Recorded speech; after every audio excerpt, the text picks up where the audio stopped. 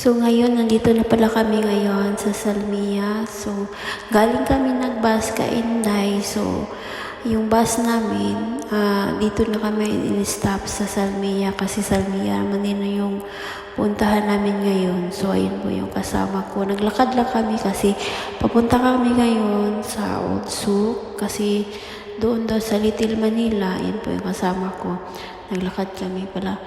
Yun pala yung yung punta pala kami doon sa Old Souk kasi pupunta kami kay 62 na shop ng magbili daw kami ng bag. So naglakad-lakad, super init. O kala nila parang hindi mainit. Mainit po talaga yan kainay.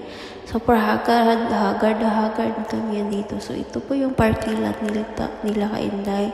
Ito po yung Salmia. So, ngayon, doon sa kabila naman, Old Souk yan siya. So, ayan po yung McDonald's nila rito. So, ito, Old Souk po itong nilalakaran namin kainay. May mga store rin dito. Iba-ibang rin dito gusto lang mabili. Marami rin dito papipilian kainay yung gusto mong bilhin. So, maraming din dito. So, ngayon kainday, tahimik na tahimik. Kasi ngayon, wala masyadong tao kasi tag-init siya eh. Kung naman to siya kainday, kung winter, maraming tao dyan. So, ngayon kasi kainday, yan po yung Al Nasser namin dito kainday. Yan po yung Al Nasser dito sa Old Souk. Yan siya yung Al Nasser. So, ngayon kainday, wala masyadong tao kasi tanghali tapos mainit pa rin mamayang hapon, marami na din tao dyan. So ngayon wala masyado kasi summer naman. Meron din konti-konti, hindi naman masyadong marami pero meron din kasi ngayon kainay tag-init kasi rito sa Kuwait, super init talaga. So ayan po yung rito, ito po yung Old Souk. Hindi pa nakakapunta rito. Ito po yung Old Souk ng Salmia. Ayan po yung mga tao dito.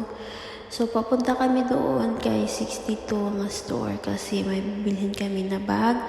After namin doon, maghalo-halo daw kami kasi sakto rin ng init-init rito sa Kuwait. Mainit rin. So, gusto namin mapaano namin yung namin kasi super init talaga.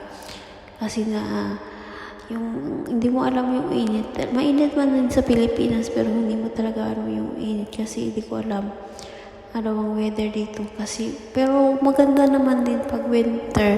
Kung gusto nyo magpunta-punta dito kainday yung winter kasi fresh pa talaga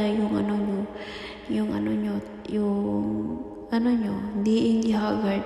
Pumunta kami dito ngayon, hindi haggard na haggard. Kasi naman din, haggard na haggard kasi mainit. So, ayan po yung Old Souk. Ayan siya. Yan po yung tao, yung yung Pinoy. Mostly dito kainay nagapunta, ibang lahi, iba-ibang rin, yung iba-ibang culture din. May Pilipino, may iba-iba rin. Kasi klase-klase lang man din dito eh.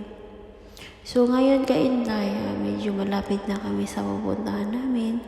Kasi hindi naman masyadong kalayuan yung papuntahan namin ngayon eh. Mga more on 15 minutes lang pala pupunta namin doon sa store ng kay 62. So, yung 62 pala kainday, yun po yung may yung sikat na vlogger. So, yun palang puntahan namin ngayon kasi gusto din mo makita tapos mapapicture din kami doon. So, nag-decide naman kami na sige, papicture tayo doon kasi sikat man talaga yun siya na vlogger eh. So, ayan po yung kasama ko. Yan po yung dito, ito po yung Old Souk. Hindi naman masyadong kagandahan ito kainday ang Old Souk nila, pero maganda rin siya. Kung tag-winter, maganda siya puntahan rito eh. So ngayon, medyo masyadong mainit. Hindi maganda. Pero okay lang din. masaya man din kami nagpunta kami dito kasi na-enjoy rin kami sa kakalakad-lakad kahit mainit. So, ayan. Ang tagal pa namin, medyo okay lang din. Kung gusto nyo makapunta rito ka Inday, mas better na marami kayo para ma-enjoy kayo. So, nandito na pala kami ka Inday kay 62 na store. Kasi maraming din tingnan yung ka Inday, marami din napapicture sa kanya. Kasi bumili kami ng bag rito. Kasi yung nag-birthday celebrant, nagyaya sa amin, punta raw kami rito. So, ayun po si 62 ka Inday, maraming napapicture sa kanya.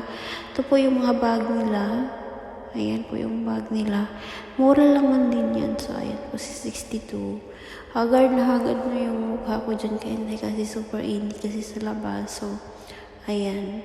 Naliligo na po ako niya ng pawis. So, ayan po si 62. Mag-hi yan siya sa akin.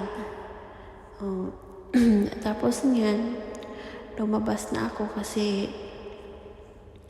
napagod na ako. So, yung iba, napapicture.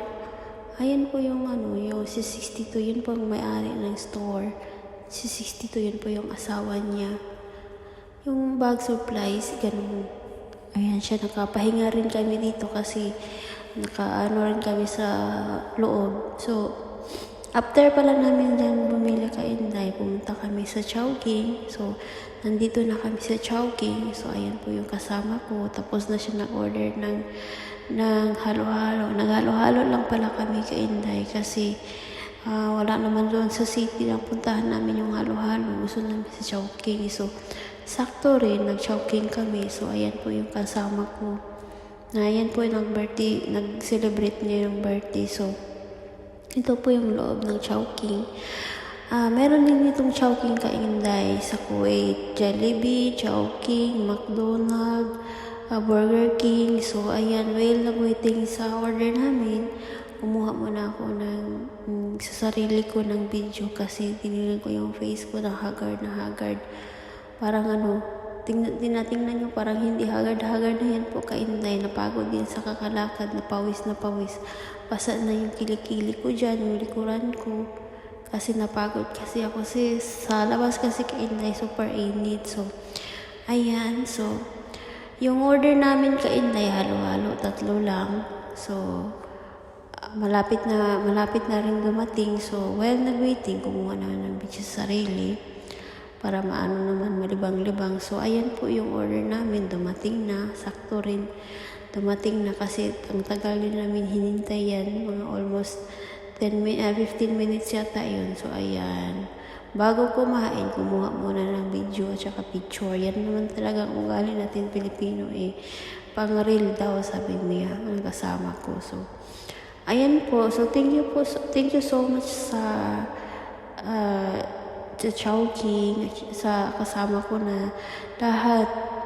Libre kami ngayon sa restaurant tsaka sa Chowking. So, ngayon ka Inday, pangalawang beses ko pala itong nakain na Chowking na halo-halo. Kasi minsan naman din ako naghalo-halo pag tag-summer lang talaga. Pero ngayon, kasi ngayon ka Inday summer, so masarap siya kainin yung halo-halo pag summer. Mostly lang dito po kumakain sa Chowking ka Inday, halo-halo lang pinasukan. Kasi naman din siya, yung masarap talaga siya kainin yung halo-halo pag tag-init. So, ayan po yung kasama ko, busy ako rin, busy rin kumuha ng video. So, ayan, yung kasama ko, minsan lang kami niyan magkasama mag-day off ka Inday. Ngayon talaga, kasi naman din, nag-church kasi ako, kaya minsan hindi ko siya masama. Siya hindi man rin available. So, ngayon lang talaga kami nagsama kasi unexpected lang talaga. So, ngayon ka Inday, tapos na kami kumain, umuwi na kami. So, may iba naman kami pupuntahan ngayon sa Avenue na daw. So, ngayon ka Inday, nag-taxi na kami, hindi na kami nag-bus kasi napagod kami sa bus. So, ayan po yung loob ng taxi. So see you po ka Inday. Thank Thank you so much kasi ano naman din, hapon na, so uwi na kami sa bahay. So yun po yung bus na sinasakyan namin kanina, ganun yun na bus. So see you Kainday. God bless po sa lahat. Enjoy your day. God bless. Thank you so much.